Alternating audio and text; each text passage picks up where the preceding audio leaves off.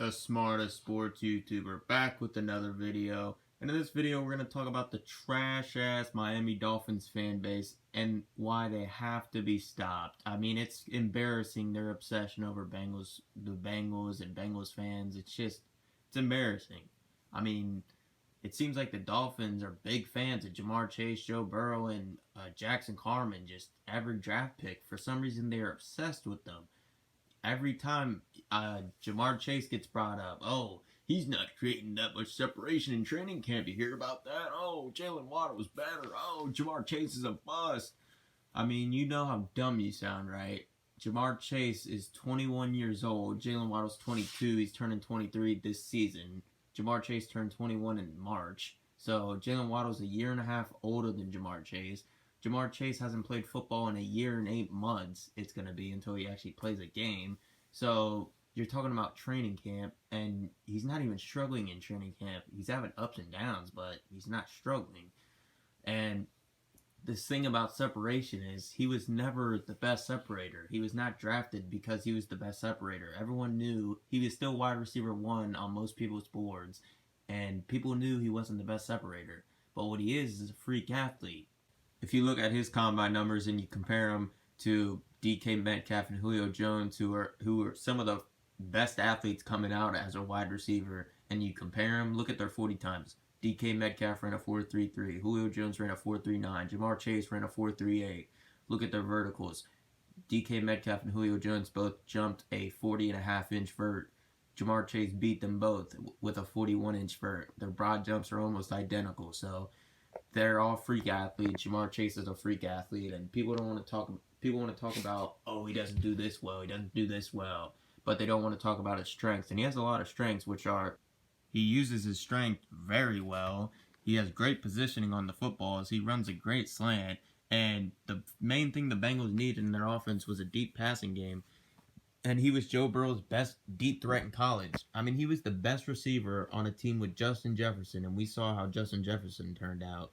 So, and he was the best receiver on that team at 19 years old. 19 years old, and he was the best receiver on that team. And Joe Burrow, his year going into the draft, so the same year Justin Jefferson went, Joe Burrow went, Jamar Chase was still in college. Joe Burrow said Jamar Chase was the best receiver he's played with. So those are the facts. So people wanting to freak out like he isn't some type of a freak athlete, like he's not going to make big plays, like he's not going to be a stud receiver. You just sound stupid. And this Jalen Waddle suck-off fest for these Dolphins fans, kind of ridiculous too. And I saw some Dolphins fan wanting to comment some stuff about Jackson Carman not being in the first 2 strings on the offensive line, the Bengals second-round pick. But they won't mention the fact that Jalen Waddle wasn't even on the first team in receivers. And you know why that is? It's because rookies usually have to earn their way up the depth chart. That's what coaches do. So it's the same thing with the Bengals players too. So you're acting like it's not, but it is. So if you're going to be a hypocrite, you should probably not be a hypocrite. You should keep it both ways. You should keep it consistent. That's all I ask. Keep it consistent and use facts. Now let's go to Joe Burrow. All these Dolphins fans were freaking out over one padded practice, an article being wrote talking about Joe Burrow doesn't feel comfortable in the pocket. He lifted his leg when someone got near him. But now, the last 2 days, when Joe Burrow's been lighting it up, they've been quiet. And who would have thought that coming off an ACL tear, MCL tear, and PCL damage, basically your whole knee damaged, after 8 months, who would have thought he might have started off slow in training camp, huh? Who would have thought? Oh, someone with common sense. And who would have thought he would pick it up as time went on? Oh, someone with common sense. Because it's a mental thing. That's why he's not going to play in the first preseason game, but he should play he should play a drive or 2 in the second. He should play a little more in the third, because it's all about the mental part of it. And people want to throw out this thing where, oh, Tua had a career-threatening injury. Oh, they didn't even know if he could walk again. You sound stupid. It wasn't a career-threatening injury. The same injury you point back to is Bo Jackson, which happened like 30 years ago. And obviously, medicine, technology, surgeries, rehab are way different, way better now. So, I mean, you can keep trying to exaggerate it. I keep hearing this number from Dolphins fans that Tua was at 60% last year. where do you come up with this random number that he was at? And they say it like it's a fact, like, oh, Tua was at 60% last year, and look what he did. It's like, he was more than 60%. If you want to say he was at least 90%, if you want to give him an excuse. But, Brian, then you got to look at your organization. Why is your organization putting your future quarterback out there if he's only 60% when you have Ryan Fitzpatrick doing a fine job? Ryan Fitzpatrick was on a 3-game win streak when they put Tua in. So don't act like, oh, they had to put Tua in. No, they didn't have to put Tua in. So your organization just looks like shit if he actually was at 60% and he wasn't at 60%.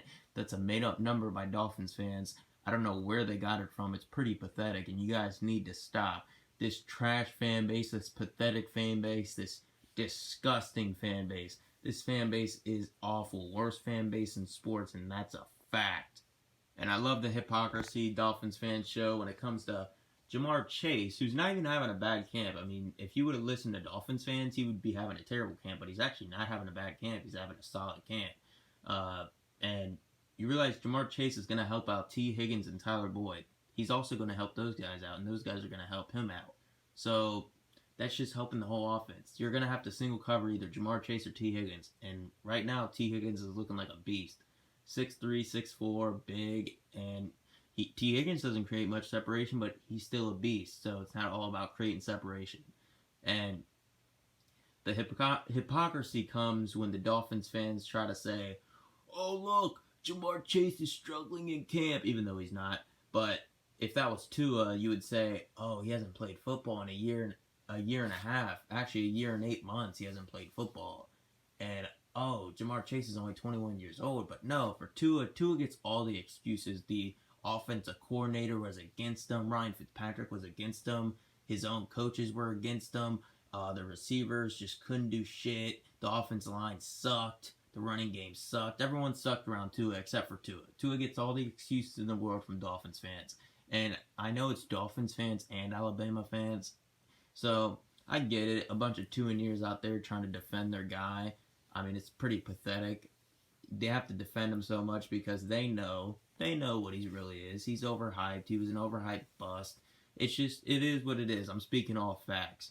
And don't act like you're doing this because Bengals fans were doing it too last year. Bengals fans were not worried about Dolphins fans last year. You might find a few, but most of them weren't even mentioning the Dolphins. They weren't talking about the Dolphins. But for some reason, these Miami dick riders, these two-and-years, are so obsessed with the Bengals, it's embarrassing. And during the season, when Jamar Chase is going off, Joe Burrow's having a really good year, just admit you were wrong. Don't try to keep the same energy and just be a hater like a Skip Bayless would. Like when Skip Bayless doesn't like someone, they can never do any right. It's always wrong. Just don't be like that. Just eat your crow. Just admit you were wrong. Because Jamar Chase is going to have a great year. Joe Burrow is going to have a really good year. Those are the facts. And you're going to look pathetic. You're going to look like a pathetic hater, a dumbass. Because Dolphins fans are the worst fan base in sports. They're the least intelligent fan base in sports. And those are all facts. And try to refute those facts. Try to. You sound like a clown.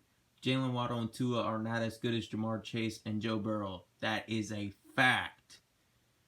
And just remember, I can't wait till week 1. I can't wait till week 2 when Josh Allen beats you guys again. So, yeah, just admit you were wrong, Dolphins fans. I'll be waiting on this channel. You can apologize. I'll accept your apology during the season. Just don't be a consistent hater. Don't be that type of dude or girl. Just don't be like that. But anyways, I'll just leave that video off there. Drop a like, hit the sub button, or you know what, hit the dislike button if you're biased Dolphins fans. That's not intelligence at all. You got a 0 IQ. You have a 2 IQ, you know, the Wonderlic score. He did terrible in, but that's neither here nor there.